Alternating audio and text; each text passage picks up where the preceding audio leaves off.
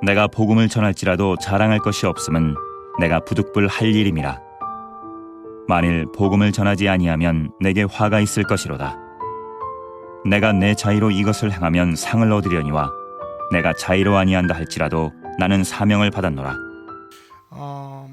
사람이 인생에 있어서 스스로 해결할 수 없는 중요한 두 가지가 있습니다. 그게 뭐냐면 출생과 죽음입니다. 사람은 출생에서 인생을 시작되고 죽음으로 인생이 모두 마감됩니다. 여러분, 그렇다면 이 출생과 죽음 사이에 어떤 일이 일어날까요? 어떤 소설가는 이런 얘기를 하는데 참 공감이 됩니다. 여러분, 출생을 영어로 버스라고 합니다. 거기에 첫 스페링이 B입니다. 그리고 죽음을 뭐라고 합니까? death라고 합니다. 거기에 첫 번째 스펠링이 이 D입니다. 그래서 그 소설가는 그렇게 말합니다. B와 D 사이에 어떤 스펠링이 빠졌습니까? C가 빠졌죠. 그 C가 뭐냐면 바로 초이스다, 선택이다.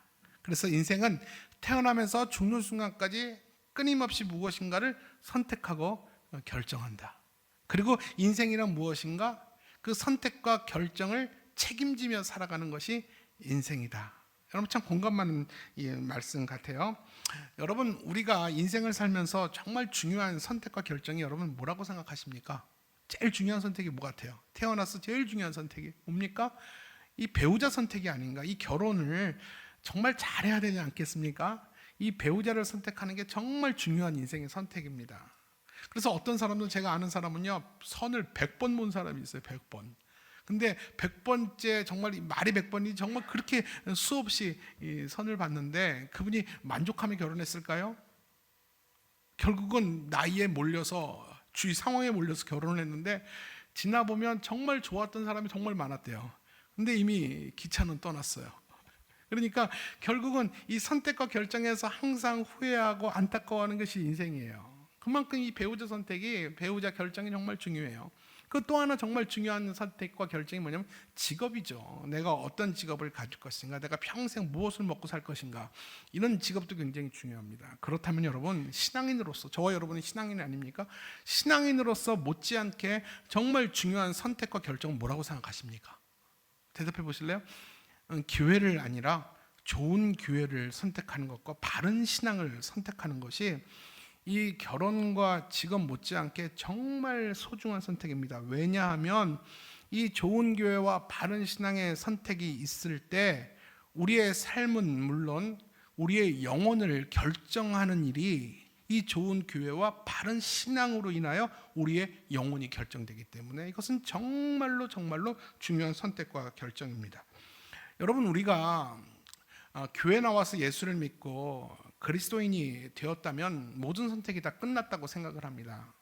이렇게 이천신화교회 같은 좋은 교회를 만났으니까 나는 참 최상의 선택이다, 이제 나의 신앙적 선택은 없다라고 생각할지 모르겠지만 아닙니다. 우리가 예수를 믿고 거듭난 이후에 또 새로운 선택과 직면하게 됩니다. 어떤 선택이냐면요, 내가 어떻게 하면 신앙생활을 더 잘할 수 있을까? 그 선택이 우리에게 남아있다라는 거예요. 그 선택을 포기해서는 안 됩니다. 우린 오늘도 내가 어떻게 하면 더 신앙생활을 잘할 수 있을까에 대한 그 고민과 그 선택 속에서 어떤 선택이 하나님이 기뻐하는 선택인가를 늘 생각하며 살아야 돼요.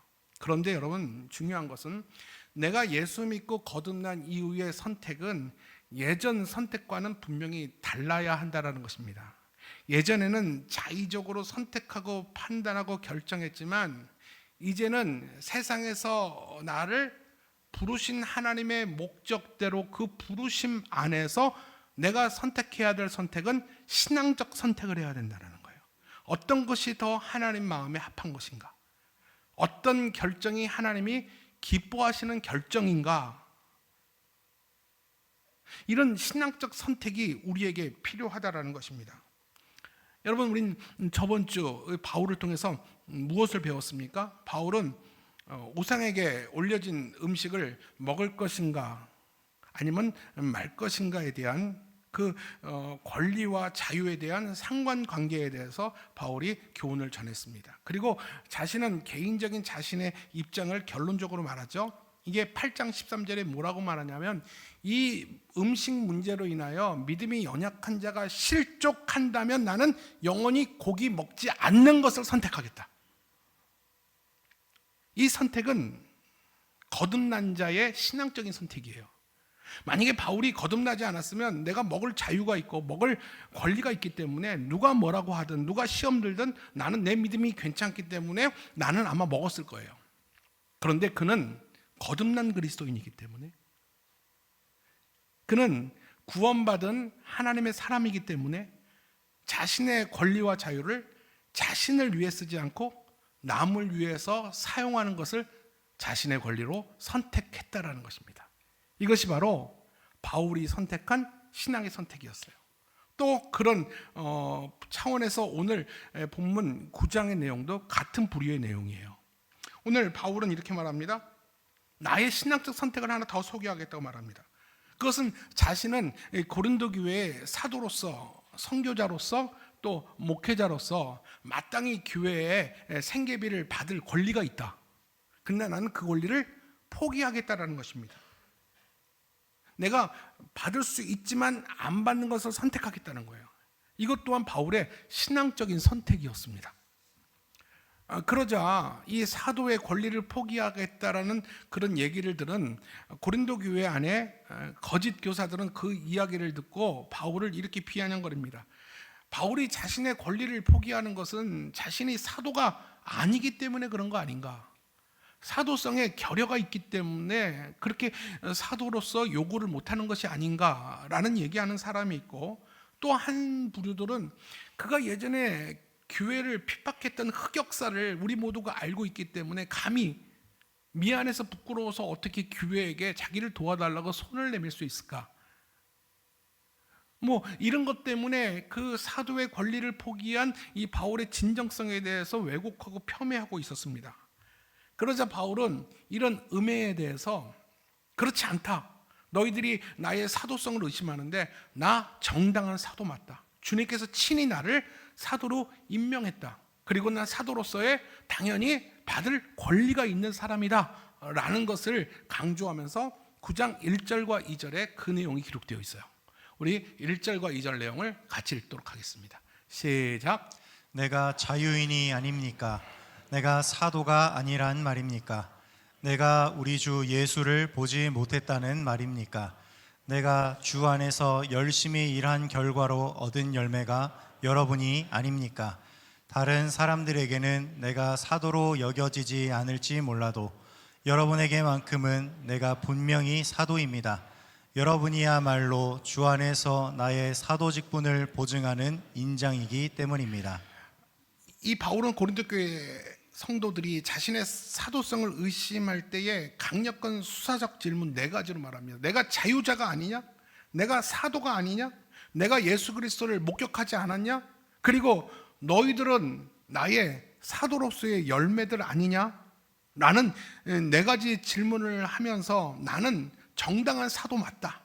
그리고 나는 사도로서 마땅히 받을 권리와 자유가 나는 내게 있다라는 사실을 오늘 당당하게 1절과 2절에서 말을 하는 거예요. 그런데 여러분, 당시 초대교회 당시에 바울의 사도성을 시비 걸고 의심하는 사람이 굉장히 많았어요. 이 사도 바울을 사도라고 여기지 않고 그냥 전도자라고 생각을 해요. 그럴 수밖에 없는, 또 바울의 사도성을 의심할 수밖에 없는 배경이 있습니다. 그 배경이 뭐냐면 사도행전 1장에 보면 사도행전의 저자 이 누가가 사도로서의 요건을 몇 가지 이야기를 했어요. 그 첫 번째 요건이 뭐냐면 사도는 역사적 예수의 목격자이어야 한다. 실제로 예수님을 목격한 자이어야 한다. 예수를 본 자이어야 한다. 그리고 두 번째는 뭐냐면 예수님의 제자이어야 한다. 12제자이듯이 예수님의 제자이어야 한다. 그리고 세 번째 사도의 자격 요건이 뭐냐면 예수님과 3년 동안 동거하며 그를 증거할 수 있으며 그의 가르침을 전달할 수 있어야 한다. 이 4가지 조건에 부합되는 사람은 12제자밖에 없었어요. 그렇기 때문에 많은 사람들은 12제자만이 사도라고 여긴 거예요. 근데 여러분 분명히 알다시피 사도 바울은 12제자에 끼지 못했어요. 근데 그가 자신을 사도라고 말할 수 있는 이유는 어디에 있습니까? 바울이 예전에 다메섹 도상에서 부활하신 예수님을 만납니다. 부활하신 예수님이 그 사도 이 사울을 쓰러뜨린 이후에 그에게 이방인의 사도로 주님이 친히 임명하시고 그를 세상에 파송했습니다. 그 사실을 주님과 바울만 알고 있었어요. 자신은 자신의 의도와 상관없이 이방인의 사도가 된 거예요. 주님이 그를 부르시고 그를 사도로 임명하셨어요. 친히 임명하셨어요. 그래서 이 사실을 사람들에게 알려줍니다. 그러나 사람들이 믿으려 하지 않아요. 정말 수많은 사람들은 이 사실을 믿지 않았어요. 그래서 사도 바울은 그의 서신의 서두에 항상 뭐라고 기록되어 있냐 하면 하나님의 뜻대로 그리스도 예수의 사도로 부름받은 나 바울은, 자기 스스로가 셀프 자기소개를 합니다. 너희들이 나를 사도로 인정하지 않겠지만 하나님의 뜻 안에서 예수님이 나를 사도로 임명했다. 그래서 사도로 부름받은 나 바울은 이라고 자신을 소개하는 것을 보게 됩니다. 이렇듯 초대교회 당시 교회 안과 밖에서는요, 이 바울의 사도성을 의심하거나 믿지 않는 사람들이 많았어요. 그래서 오늘 본문에 이르러서 바울은 본문에서 내가 사도임을 드러낼 수 있는 증거가 있다, 확실한 증거가 있다. 그게 뭐냐면 사도된 나를 통해서 복음을 듣고 예수를 믿게 된 고린도 교회 성도들이 바로 나의 사도됨의 증거이고 열매다라는 사실을 2절에서 말씀하고 있어요. 그러면서 남들은 나의 사도성을 다 의심해도 너희들은 나의 사도성을 인정해야 된다. 나는 사도로서 너희에게 왔고 나는 사도로서 너희에게 복음을 전했고 너희는 그 복음을 듣고 구원받은 하나님의 백성이 되지 않았느냐. 그렇기 때문에 남들은 다 나의 사도성을 의심해도 너희들은 내게 복음을 들었기 때문에, 나를 통해서 너희들은 예수를 만났기 때문에 바로 너희가 나의 사도됨의 열매이고 증거이고 도장이다 라는 사실을 바울은 이야기를 하는 거예요. 그래서 오늘 바울은 9장을 계속해서 전개해 가면서 자신이 사도로서 마땅히 누릴 권리가 있음에도 불구하고 나는 사도로서의 권리를 포기하겠다. 사도가 마땅히 누릴 수 있는 권리를 내가 포기하겠다 라고 선언하면서 내가 포기한 그 권리는 내가 마땅히 누릴 수 있는 권리였다. 여러분 이해 가십니까? 사도로서 받을 권리를 내가 포기하겠다. 근데 내가 포기한 그 권리는 마땅히 사도로서 누릴 수 있는 권리였다. 그러면서 사도로서 마땅히 누릴 수 있는 이 권리에 대해서 장황하게 설명을 합니다. 여러분 참 재밌는 거 보면 이 9장에서 바울이 그 권리를 포기하겠다고 하면서 내가 포기한 권리에 대해서 장황하게 당연히 받을 수 있는 권리에 대해서 장황하게 설명하는 것을 보게 돼요. 그 내용을 여러분과 제가 함께 같이 한번 나눠보고자 합니다. 6절 말씀 한번 볼까요? 6절 시작. 어찌 나와 바나바에게만 생계를 위해 직접 일하지 않고도 먹을 권리가 없다는 말입니까? 여러분 이게 무슨 말이냐면 나와 바나바는 다른 전도자들처럼 교회 후원을 받아서 일하지 않고 먹고 마실 권리가 왜 없겠습니까? 다른 전도자들은 교회 후원을 받기 때문에 스스로 일하지 않고도 얼마든지 자신의 생계를 교회에서 충당해 줬다는 거예요. 나도 사도인데 나도 왜 그런 권한이 없겠습니까? 나도 충분히 교회 재정 지원을 받을 수 있는 사람입니다 라는 얘기를 하고 있는 거예요. 그러면서 7절부터 사도가 마땅히 교회로부터 부양받는 것이 당연한 것이라는 사실을 세 가지로 비유를 들어서 설명을 합니다. 그 첫 번째 비유가 뭐냐면 군에 간 군인이 나라를 지키기 위해서 나를 위해서 싸우는 군인이 스스로 월급을 충당하는 일은 없다. 당연히 나라가 그 군인에게 월급을 주는 게 당연하다. 그리고 두 번째 또 어떤 비유를 드냐면 포도를 심은 자는 당연히 그 포도원의 열매를 먹게 되어 있다. 일한 자는 반드시 대가를 받을 수 있다는 걸 얘기하는 거예요. 그리고 또 한 가지 비유가 뭐냐면 양을 치는 자는 반드시 양의 젖을 먹는다. 이처럼 바울이 말하는 것은 뭐냐면 일하는 사람은 그 대가를 받을 권리가 충분히 있다는 거예요. 복음 전하는 일도 마찬가지는 일이죠.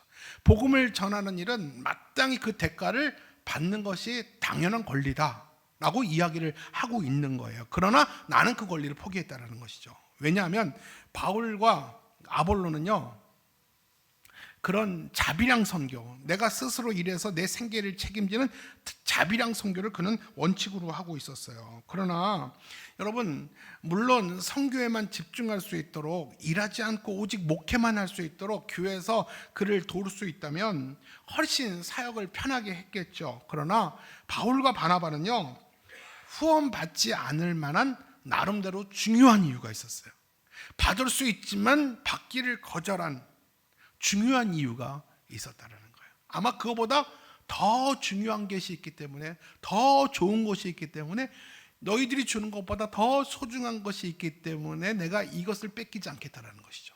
그 중요한 것이 무엇인가는 함께 좀 말씀을 나누어 보도록 하겠습니다. 그리고 그 권리를 계속 얘기하면서, 그리고 더 나아가서는 모세의 율법을 소환하면서까지 그 권리를 얘기를 하고 있어요. 9절 말씀 볼까요? 시작. 모세의 율법에는 곡식을 밟아 떠는 소의 입에 망을 씌우지 마십시오 라고 기록되어 있습니다. 이것은 하나님이 소를 염려해서 하신 말씀입니까? 여러분, 오늘 본문 말씀이 좀 어려워요. 여러분 잘 따라오고 계시죠? 이게 자신의 사도의 권리를 얘기하면서 이제 모세 율법까지 인용한 거예요.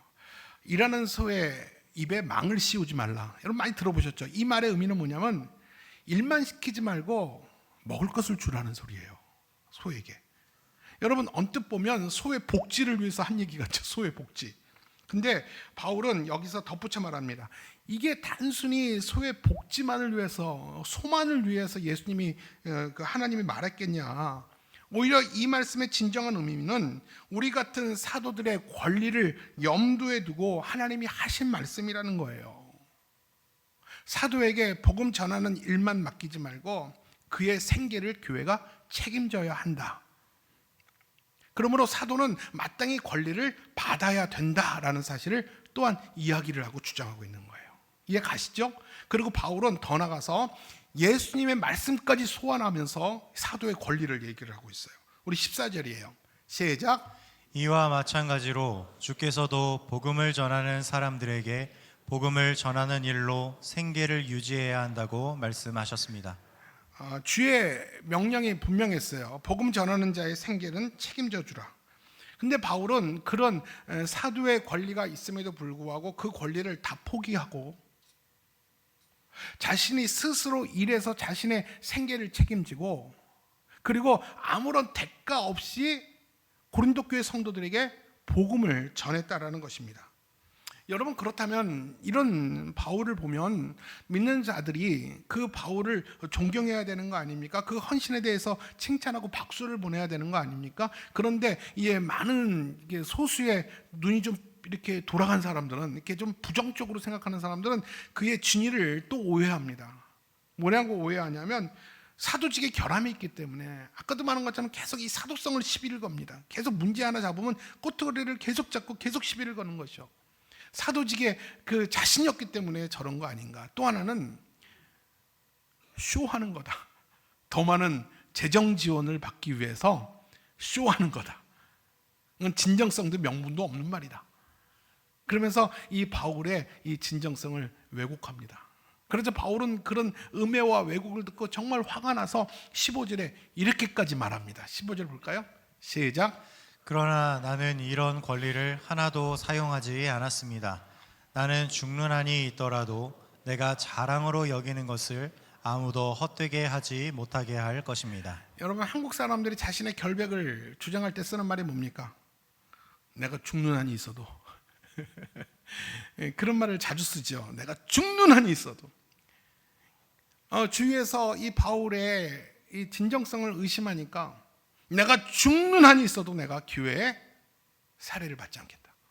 어떤 재정 지원과 후원을 나는 받지 않겠다. 내가 쇼라고? 그래서 내가 더 많은 돈을 내가 얻고자 하는 쇼라고? 내가 그러면 죽는 편이 낫다. 내 목숨 걸고 말한다.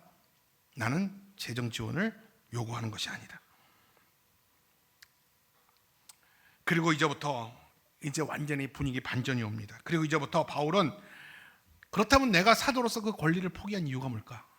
다른 목회자들, 사도들은 다 말씀을 따라서 모세의 율법과 예수님의 말씀을 따라서 다 재정적 후원을 받아서 다 선교를 하고 목회를 하는데 왜 바울은 특별히 자신의 모든 권리를 왜 포기할 수 있을까? 여러분, 이것을 우리가 알아야 되지 않겠습니까? 어떤 이유 때문에 그 권리를 포기할 수 있는지 이제 바울은 이야기를 시작해 나갑니다. 16절 말씀이에요. 시작. 내가 복음을 전한다 해도 자랑할 것이 없는 것은 그것이 내가 당연히 해야 하는 일이기 때문입니다. 만일 내가 복음을 전하지 않는다면 나에게 화가 내릴 것입니다. 적어도 내게는 복음을 선포하는 것으로 인해 내 보상을 요구할 이유는 되지 않는다라는 거예요. 왜냐하면 내가 오늘 복음을 선포하는 일은 내가 임의로 선택해서 하는 것이 아니라 나를 사도로 부르신 하나님께서 나에게 져주신 숙명이기 때문에 어쩔 수 없는, 피할 수 없는 운명이기 때문에 내가 복음을 전할 뿐입니다. 그렇기 때문에 내가 주어진 숙명을 거스려서 내가 복음을 전하지 않으면 나에게 화가 있기 때문에 나는 부득불 복음을 전할 뿐이지 내가 반대급부를 요구하거나 보상과 보수를 요구하는 것은 아닙니다. 이것을 얘기하는 거예요. 여러분, 여기서 화란 무엇을 얘기하는지 아세요? 책임을 맡은 자가 책임을 다하지 않았을 때 벌 받는 정도가 아니에요. 숙명을 거스렸을 때, 부르심의 소명을 거절했을 때 내게 임하는 화란 임박한 하나님의 진노와 재앙을 의미하는 것이에요. 바울은 아주 무겁게 들은 거예요.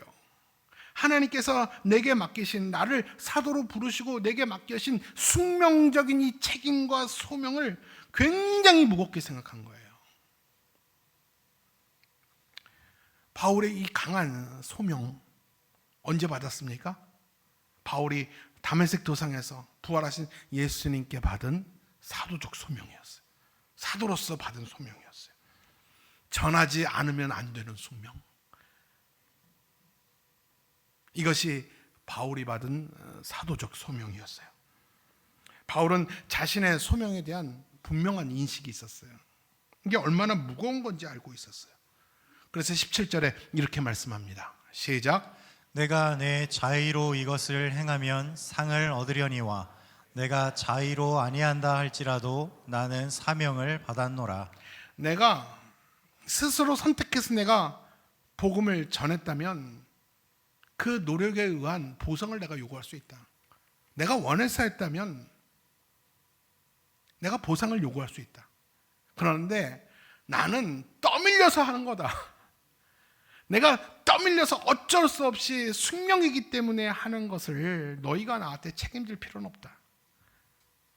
나는 오직 나를 보내신 하나님께 충성만 드릴 뿐이다. 바울은 이렇게 이야기를 하는 거예요.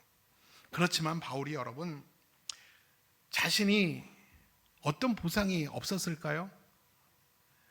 그런 바울에게 어떠한 보상도 없을까요? 바울은 고백합니다. 내게 보상이 있다. 세상이 알 수도 세상이 줄 수도 없는 하나님이 내게 주신 보상이 있다.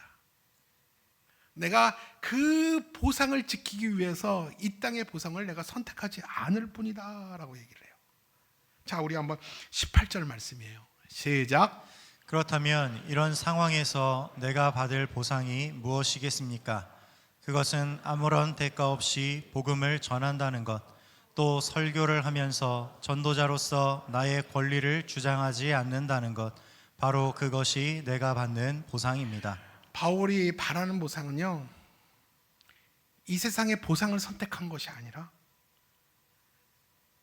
영원히 없어지지 아니할 하나님의 보상을 선택한 거예요. 그게 뭐냐면 바울은 이렇게 말합니다. 내가 이렇게 복음을 아무런 대가 없이 전했을 때 그 복음을 듣고 구원받은 너희들이 나의 보상이다. 그래서 아까 2절에서 이렇게 말하잖아요. 다른 사람들은 나의 사도성을 다 부인해도 사도로서 내가 복음을 전했을 때 그 복음을 묻고 예수를 믿은 너희가 나의 사도의 열매이다 라고 말한 것처럼 내가 복음을 전했을 때 그 복음을 받고 죽었던 너희들이 다시 영원한 생명을 얻은 너희들이 바로 나의 보상이다. 여러분, 이런 보상 누가 제일 기뻐하실까요? 이런 열매 우리 하나님이 기뻐하시지 않을까요? 그 하나님의 기쁨의 마음에 동참하는 것, 하나님의 그 즐거움에 참여하는 것, 이것이 바울의 기쁨이었습니다. 세상에 절대 알 수 없는, 목회자만이 알 수 있는, 영혼을 살린 자들만이 경험할 수 있는 그 기쁨을 바울이 경험한 것이죠. 나는 그 보상을 위해서 이 땅가 없어질 보상 같은 거 나는 연연하지 않겠다라는 거예요. 사랑하는 성도 여러분, 우리 또한 바울처럼 세상에서 부름받은 하나님의 백성임과 동시에 세상의 증인으로 파송받은 소명자입니다. 여러분, 분명히 기억해야 될 것은 저와 여러분은 사도는 아니에요. 사도는 1세기의 12제자와 이 바울만이 사도입니다. 그러나 저와 여러분 안에는 부르심을 받은 사도성은 있어요. 사도의 마인드, 사도의 스피릿, 그리고 영혼을 살려내고 복음을 증거해야 되는 것이 나의 숙명이라는 이 사도적 소명이 저와 여러분 안에 고스란히 있다라는 것이에요. 그래서 고린도전서 3장에 보면 우리 모두는 하나님의 집을 각각 세워가는데 각자의 역할을 따라 하나님께서 여러분을 부르셨다고 말합니다. 지금 하나님의 집을 건축하고 있어요. 수많은 사람이 하나님의 집을 함께 건축해야 돼요. 여러분들은 각자의 역할로 하나님이 부르셨다는 거예요. 고린도서 3장 10절에 보면 바울은 이렇게 말합니다. 나는 그리스도 예수의 기초를 구축한 사람이다. 그리고 아볼로와 게바, 베드로는 그 구축 위에 하나님의 집을 짓고 있도록 부름받은 사람이다 라고 말하면서 마지막에 아주 귀중한 말을 해요. 그리고 마지막 날에 불로써 하나님의 심판이 있을 것이다. 불로써 하나님의 심판이 있을 것이다 라고 말합니다. 우리 12절 13절 말씀이에요. 같이 볼까요? 시작. 이 기초 위에 건물을 세울 때 금이나 은이나 보석으로 세우는 사람도 있고 나무나 풀이나 집으로 세우는 사람도 있을 것입니다. 그러나 심판 날에는 각자의 일한 결과가 불로 시험을 받아 밝혀질 것입니다. 마지막 날 불로 심판받으면 그 불에 의해서 보석 같은 집은 더 찬란해질 것이고 나무로 지푸라기로 풀로 집을 세운 집은 다 타버리고 아무것도 안 남게 될 거라는 거예요. 여러분, 이것은 무엇을 의미합니까? B와 D 사이에 우리는 수많은 선택을 하며 살아갑니다. 여러분 어떤 것을 소중하게 선택하고 있습니까? 여러분, 하나님이 마지막 불로서 심판하실 때 영원히 타지 않고 그 불에 견딜 만한 영원한 것을 여러분 선택하고 그것을 소중히 여기는 여러분들 되시기를 주님의 이름으로 축원합니다. 여러분, 하나님이 기억하는 것만 안 타요. 불에 타지 않는 영원한 것만 남게 될 것입니다. 여러분, 무슨 말씀입니까? 소명에 응답한 사명만 불에 견디고 남게 될 거라는 거예요. 그렇기 때문에 우리가 B와 D 사이의 인생을 살면서 나를 향한 하나님의 부르심의 소명이 뭔지 알아야 돼요. 하나님이 나를 왜 세상에서 불러내셨는가? 그 소명을 알아야 되는 게 먼저고요. 두 번째는 그 소명을 내 사명으로 여겨야 돼요. 그리고 그 사명을 붙들고 심판의 불에 다 타버릴 것, 이 세상의 자랑과 이 세상의 이 보상에 마음 뺏기지 말고 사명을 목숨보다 더 소중히 여기며 그 사명을 위해서 살아갈 때 불의 심판이 올 때 우리는 견뎌내고 다 더 찬란한 하나님의 사명이 될 줄로 믿습니다. 여러분, 하나님께서 우리에게 맡기신 사명이 목숨보다 소중합니다. 그 사명만이 안 타요. 다 다른 것 타버릴 수 있어요.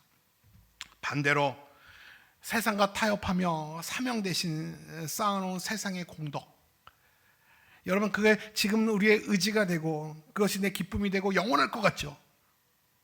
근데 불의 심판이 있으면 다 타버리고 남는 것이 없게 된다는 거예요. 그래서 바울은 예수로 인한 주변의 것들이 그의 자랑이 아니라 오직 예수와 복음만이 자신의 자랑이었고 자신의 보상이었다는 겁니다. 마지막 날 불의 심판이 다 있을 때 타지 않는 영원한 것, 바로 하나님이 주시는 보상, 그것만이 영원히 타지 않을 것이라는 겁니다. 바울은 그래서 있다가 없어질 세상을 선택한 것이 아니라 영원히 없어지지 않을 하나님의 보상을 그는 선택한 것입니다. 말씀을 정리하겠습니다. 여러분, 그렇다면 세상 자랑이 아닌 예수와 복음이 보상이요 내 자랑이 될 수 있기 위해서 우리에게 특별한 마음의 자세가 필요해요. 지금 마음 가지고는 안 돼요. 내가 어떻게 하면 내게 주신 소명을 사명으로 붙들고 그 사명을 위해서 살 수 있겠습니까? 딱 한 가지예요. 주님이 가졌던 종의 마음을 우리가 갖는 거예요. 오늘 19절과 23절 말씀입니다. 시작. 나는 누구에게도 얽매이지 않는 자유로운 몸이지만 내 스스로 모든 사람의 종이 되었습니다. 그것은 되도록 많은 사람들을 얻기 위해서입니다. 오직 나는 복음 전도를 위해서 이 모든 일을 기꺼이 하고 있습니다. 그것은 복음이 주는 참된 복에 내가 참여하기 위해서입니다. 바울은 하나님의 종이에요. 다 동의하죠. 바울은 하나님의 종인과 동시에 다른 사람의 종이라고 자신을 얘기를 합니다. 왜 내가 다른 사람의 종이냐? 나는 자유도 있고 권리도 있는 사람이지만 내가 스스로 다른 사람의 종이 되었다. 그 이유가 뭐냐면 한 가지예요. 그 사람의 영혼을 얻기 위해서. 여러분, understand, 그 말의 의미가 뭔지 알죠? 그 사람 밑에 서는 거예요. 그 사람 밑에 비로 쓸 때 그 사람을 이해할 수가 있어요. 내가 사랑하는 사람의 영혼을 얻기 위해서 그 사람 밑에 쓰는 거예요. 그 사람의 종이 되는 거예요. 하나님은 가끔 나의 종된 마음을 통해서 그 영혼들을 부르실 때가 있어요. 어떤 사람은 복음을 전해서 그냥 복음을 듣고 오는 사람도 있는가 하면 내가 그 사람의 종이 되어줄 때 그 종의 마음을 타고 그 사람이 하나님께 돌아올 수 있어요. 그래서 바울은 스스로 나는 자유로운 사람이나 나는 많은 권리가 있음에도 불구하고 많은 사람들의 영혼을 얻기 위해서 나는 종이 되겠다. 바울은 바로 그것을 선택한 사람이에요. 여러분, 우리의 스승이신 예수님도, 하나님이신 예수님도 피조물 곁에 오셔서 그 피조물된 우리를 살리기 위해서 그분이 스스로 종이 되어서 십자가에 죽으셨어요. 그분이 종이 되어서 십자가에 죽지 않으셨다면 우리는 영원히 이 사망 가운데 죽음 가운데 헤어나오지 못했을 거예요. 우리가 예수님의 제자라면서요. 그러면 스승이신 예수님도 종의 삶을 사셨기 때문에 우리가 그분의 제자라면 마땅히 종으로서의 삶도 선택이 아니라 숙명이라는 것이죠. 우린 영원히 기억해야 됩니다. 나를 세상에서 하나님의 백성으로 부르신 그 소명의 정체가 뭔가? 나는 제자다. 나는 하나님의 종인과 동시에 영혼을 얻기 위한 사람의 종이다. 그리고 나는 주님을 자랑하고 증거하는 증인이다. 이것이 소위 저와 여러분의 팔자예요. 숙명이에요. 피할 수 없는 숙명이에요. 이 숙명을 피하면 우리에게 화가 있다라는 거예요. 그렇기 때문에 세상의 어떤 보상을, 자랑을 우리는 요구하지 않아요. 그냥 내가 누군가에게 그 사람의 종이 되어서 그 영혼을 얻었다면 그것으로 만족하고 그것이 하나님께 내게 주신 보상인 거예요. 사랑하는 여러분, 우리가 하나님의 종인 동시에 사람의 종이라는 이 사실, 이 인식은 우리의 선택이 아니라 숙명임을 꼭 기억하시고 오늘도 영원히 타지 않을 하나님의 집을 오늘도 여러분의 수고와 여러분의 인내와 여러분의 각오와 결단으로 오늘도 하나님의 집을 지어가는 저와 여러분 모두가 되시기를 주님의 이름으로 축원합니다. 기도하겠습니다.